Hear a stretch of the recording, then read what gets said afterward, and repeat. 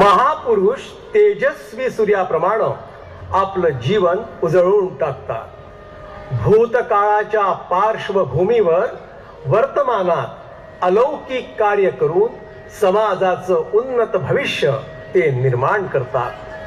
ते द्रष्टे असतात। महापुरुषांच्या या प्रकाश पर्वानं आपल्या पिढ्या उजळून निघतात।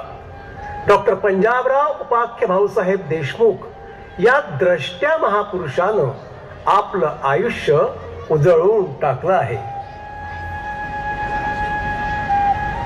अमरावती जिल्ह्यातील पापळ हे आडवळणाचं गाव।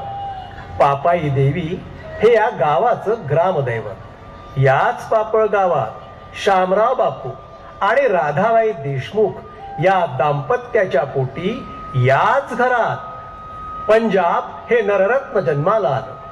27 डिसेंबर 1898 चा तो दिवस होता। त्या दिवशी